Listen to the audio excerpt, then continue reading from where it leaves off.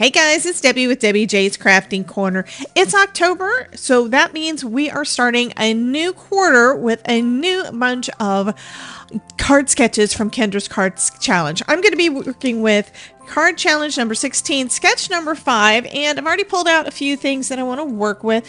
And it was hard figuring out what I wanted to play with. So I found some Christmassy papers that I thought would be fun. This is from Catherine Pooler. This is actually one of her collections from last year. It is still in this shop though, so that is perfect. So this is the cookies and milk, and then I remembered the stamps that go along with this, and that is this set. It's actually a stamp and die set, and this is called Holiday Mug Shots.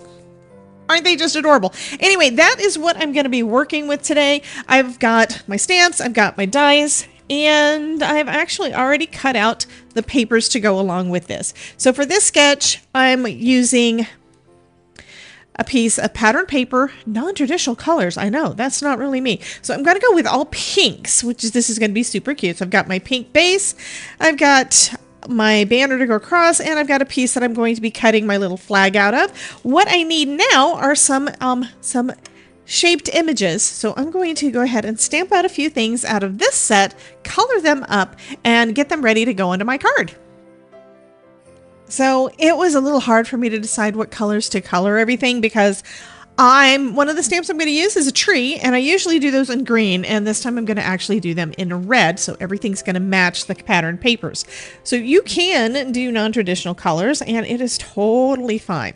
Now my cranberry fizz is, it needs to be re-inked. I haven't gotten around to doing that yet, but we are early in the Christmas card making season, so I've got a little bit of time. So let me go ahead and just do a couple of layers here to get that dark red that I'm looking for to kind of match what's in the pattern paper, right? I think I'll go with one more, and that should be good for those.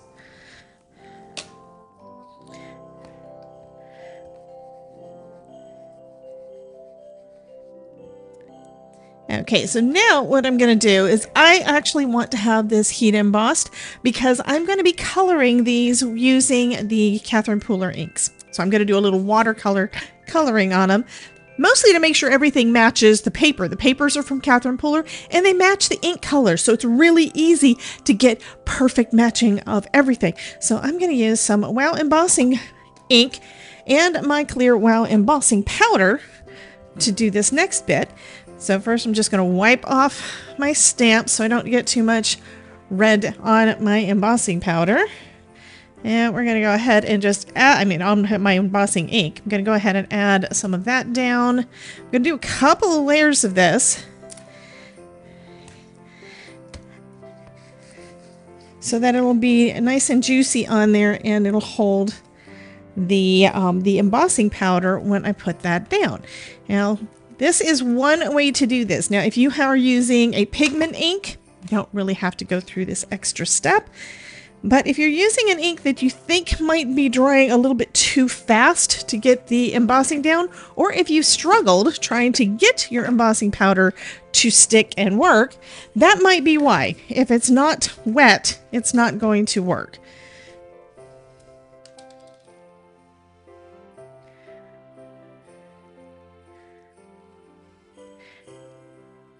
Okay, and now looking at this, the color's not as bold, so I can tell that the embossing powder is sticking where I've got down those inks. So next I'm just going to take my heat tool and I'm going to heat this up.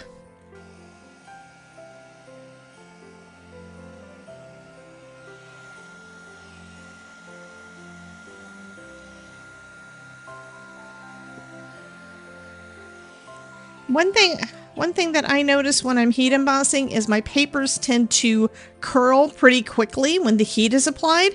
It might be just that this is a nice hot gun, which is fabulous. Mostly it has to do with, I think, I'm not an engineer. Yeah, I live in Florida and everything is humid, so there is actually going to be some humidity or moisture in my cardstock no matter what I do. This is pulling it out, which is causing everything to curl. So if that happens, just make sure to heat the other side, and that should help to flatten everything out.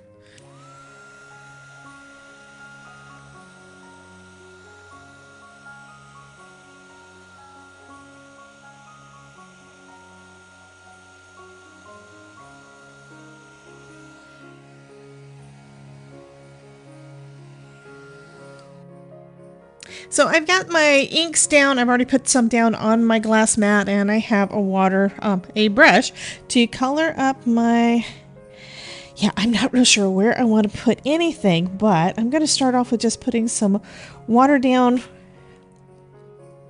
on the cup, just going around the cup part, not the tree.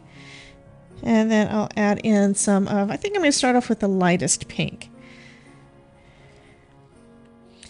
And I probably should have done this on watercolor paper, but you know what? I'm not going to use a ton of water, so this should be fine. I can't help myself. I do want a little bit of shading, so I'm coming in with the party dress and just adding a little bit of that darker pink right along the edge of my cup. And just blending that out a little bit with a little bit of water. And it makes it have a little bit, not much, but a little bit of a curve. And it looks like my exposure is a little bit bright, so you guys can hardly see the coloring. So let me go ahead and fix that real quick. Okay, I think I got the lighting about right. So anyway, that I think looks pretty good. I'm also going to add some stripes on there for the... We'll go with some white and pink. I'm not sure which pink I want to go with. I'm kind of leaning towards just going with the party dress, but I may decide to come back in with some cranberry fizz. Not 100% sure. But I think this is looking pretty cute.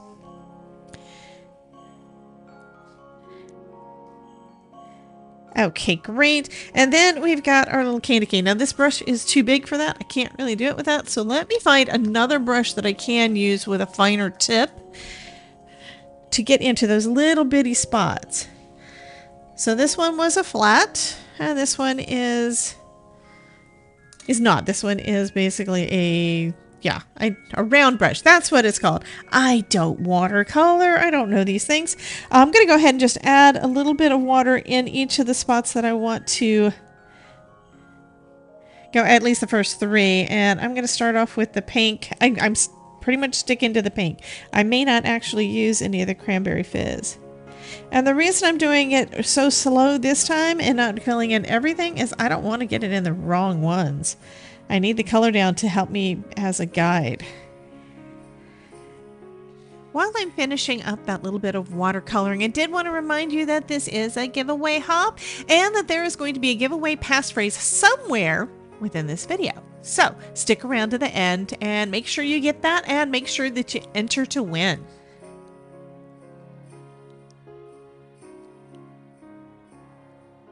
Okay, so that is mostly done. I think I am going to bring in some brown for our little gingerbread man, and I'm going to switch over to some, I don't believe I've got any Catherine Pooler browns, so I'm going to use some Simon Hurley because I love his inks as well. So we're going to bring out some Weeping Willow and Cookie Dough. Cookie Dough is probably going to be the right one for this. Weeping Willow is probably going to be too dark. And I'm just going to go ahead and color up our little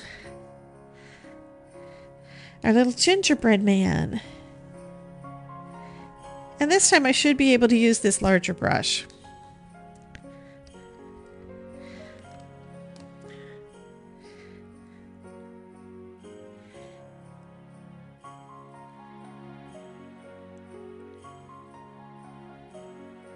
There we go. So he is lightly toasted. And I'm going to add some water down for our frosting as well and just put a little bit, just a touch of that cookie dough in there. And that should at least make it look like we've got a little bit of color to it. But it's not going to be as dark as our gingerbread man. So that's it for the, well, I take that back. That's not it for the coloring. I was going to say that was all for the coloring. I need to do something about this tree down here. So I think what I'm going to do, well, we've got red for those trees, so I could go red for these and just leave those little circles white. So I am coming in with some of the cranberry fizz. Just being careful to miss my circles. So normally I would do this the opposite, where the little circles would probably be red or gold. And this time our ornaments are going to be white.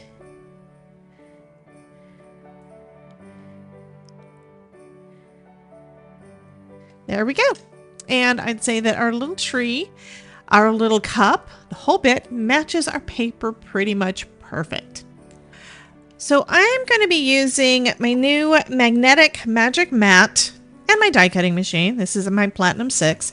I'm going to be using that to do all of my die cutting today. Now, the reason I'm wanting to use the magnetic side of this, the other side is actually a regular magic mat, and I love my magic mat. But the reason I'm using the magnetic one is I want to be able to line up my dies exactly around my images and not have to worry about the cardstock shifting or anything as I'm die cutting.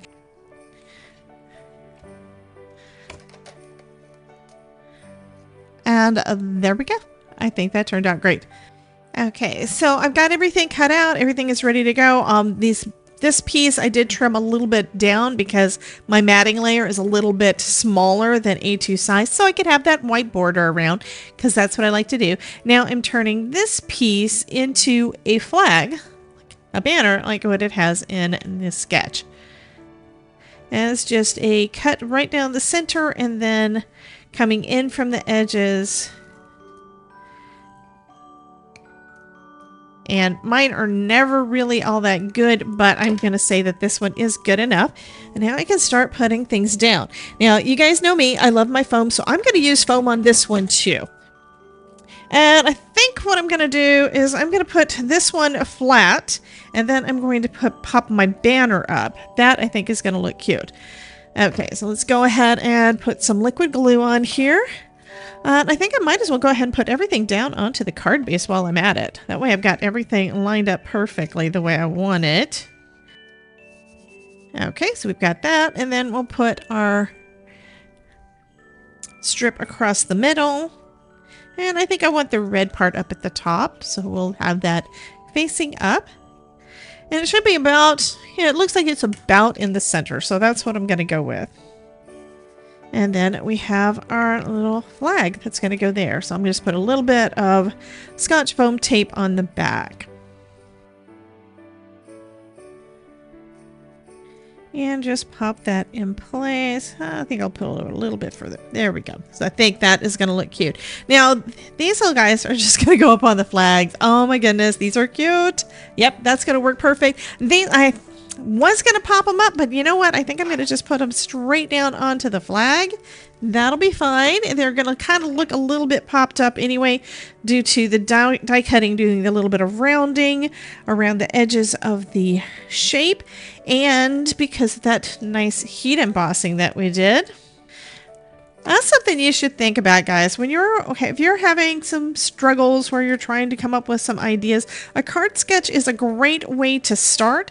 It can start your creativity and you can figure out all the things that you might want to do. Now this guy, in the image, it has a small image there to put. I've got a big one. So I'm actually going to put him at an angle and I'm going to pop him up on some foam as well. So if you haven't tried out card sketches, I would say that Kendra's collections are a great place to start. I have a typical card design that is usually in my head that does not include all of these fun layers of cardstock, but this is definitely stretching my ideas and stretching my brain a little bit, and I need that in my creativity. We all need to stretch a little bit. So I would say use Kendra's designs and go for it. Oh my goodness, that is so cute. Okay, now we have our sentiments. I was trying to decide where did I want to put it. I could put it in the center, but I don't really want to.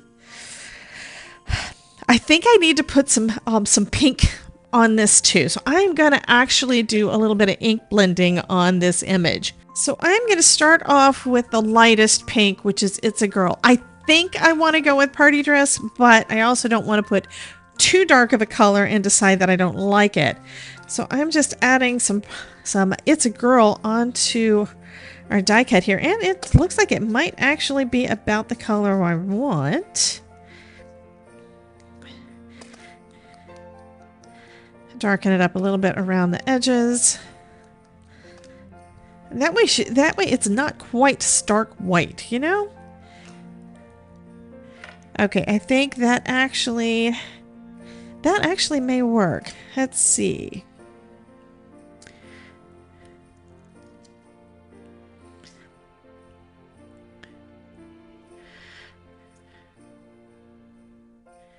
I'm kind of thinking this just needs to go on the inside. This looks perfect on the outside. I don't really want to add anything to the outside. So I'm just going to pop this into the corner on the inside. And I'm going to say that It's a Girl pink is going to be perfect for this. Okay, thank you so much for sticking around to the end. We're almost done. So let me go ahead and give you that passphrase. It's going to be the stamps of life. So you're going to need that when you enter the giveaway down in the description. And we're leaving plenty of space to add a message, or you could even pop in a Starbucks card or something on there. So anyway, that's going to finish up my video for this hop featuring Kendra's Card Challenge 16. Remember, there is a giveaway. There's always some giveaways with her hops, so check all the information down in the description and check out all the other creative folks that are putting together some lovely card videos for you guys to watch today. So yeah, you guys have a wonderful day. Enjoy the rest of the hop, and I will catch you in the next video. Bye, guys.